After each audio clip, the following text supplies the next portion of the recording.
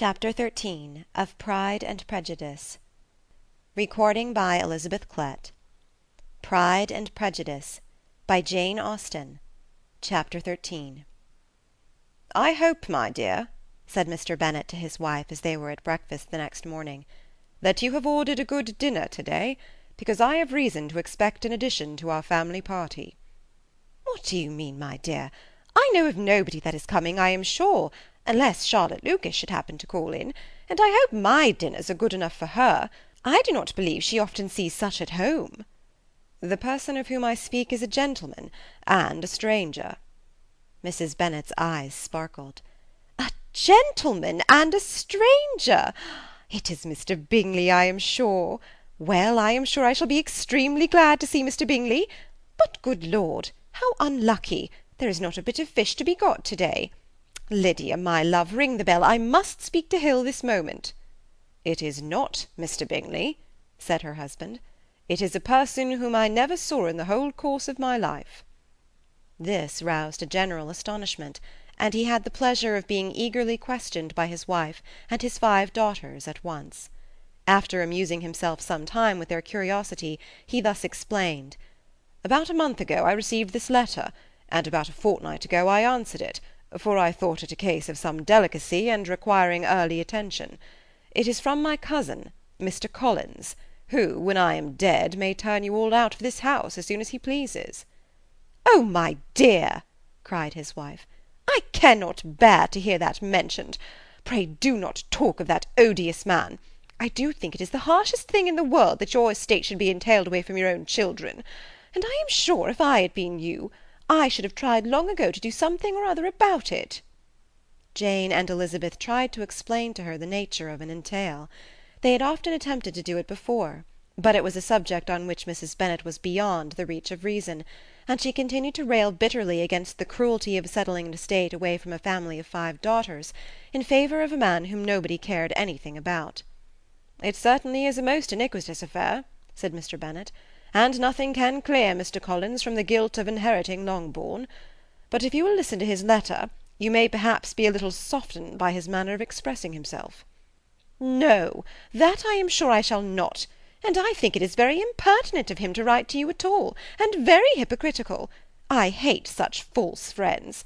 Why could he not keep on quarrelling with you, as his father did before him?" "Why, indeed, he does seem to have had some filial scruples on that head, as you will hear." "Hunsford, near Westerham, Kent, 15th October. "Dear Sir, the disagreement subsisting between yourself and my late honoured father always gave me much uneasiness, and since I have had the misfortune to lose him, I have frequently wished to heal the breach, but for some time I was kept back by my own doubts, fearing lest it might seem disrespectful to his memory for me to be on good terms with any one with whom it had always pleased him to be at variance. There, Mrs. Bennet.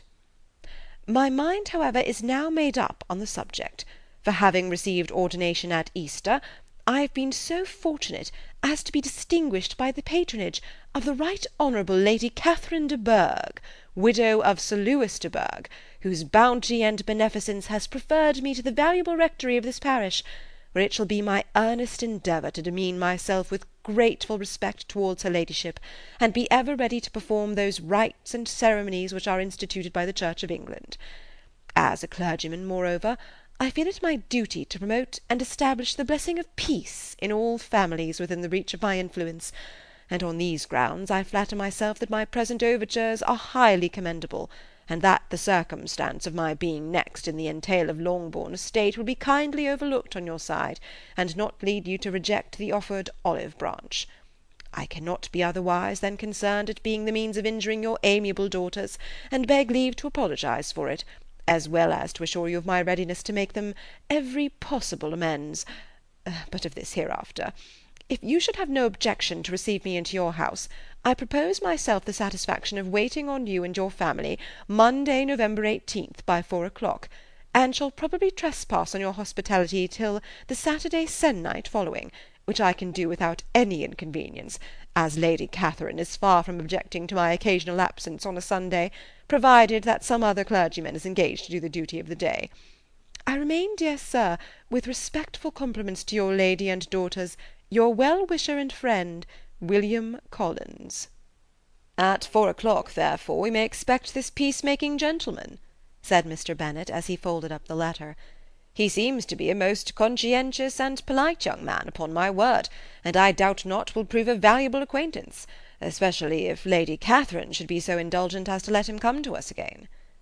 There is some sense in what he says about the girls, however, and if he is disposed to make them any amends, I shall not be the person to discourage him. Though it is difficult, said Jane, to guess in what way he can mean to make us the atonement he thinks our due. The wish is certainly to his credit. Elizabeth was chiefly struck by his extraordinary deference for Lady Catherine, and his kind intention of christening, marrying, and burying his parishioners whenever it were required. He must be an oddity, I think, said she. I cannot make him out. There is something very pompous in his style. And what can he mean by apologizing for being next in the entail?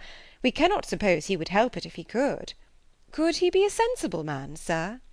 No, my dear, I think not. I have great hopes of finding him quite the reverse. There is a mixture of civility and self-importance in his letter which promises well. I am impatient to see him. In point of composition, said Mary, the letter does not seem defective. The idea of the olive branch, perhaps, is not wholly new, yet I think it is well expressed. To Catherine and Lydia, neither the letter nor its writer were in any degree interesting. It was next to impossible that their cousin should come in a scarlet coat, and it was now some weeks since they had received pleasure from the society of a man in any other colour. As for their mother, Mr. Collins's letter had done away much of her ill will, and she was preparing to see him with a degree of composure which astonished her husband and daughters.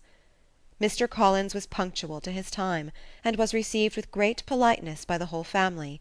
Mr. Bennet, indeed, said little, but the ladies were ready enough to talk, and Mr. Collins seemed neither in need of encouragement nor inclined to be silent himself.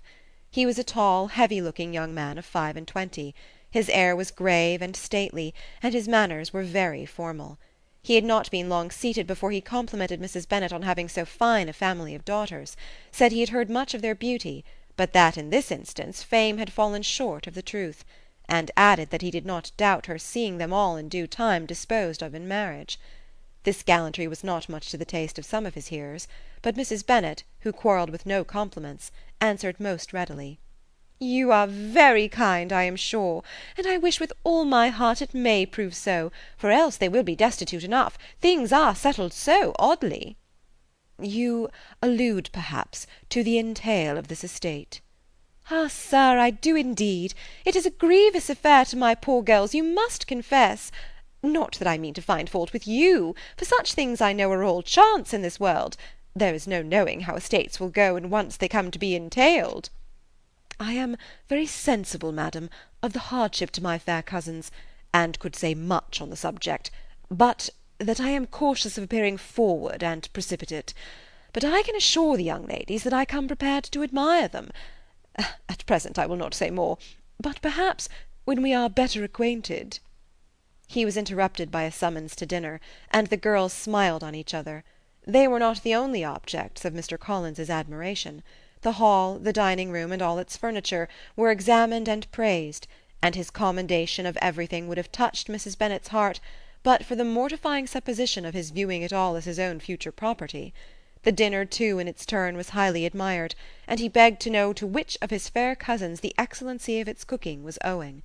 But he was set right there by Mrs. Bennet, who assured him with some asperity that they were very well able to keep a good cook, and that her daughters had nothing to do in the kitchen. He begged pardon for having displeased her.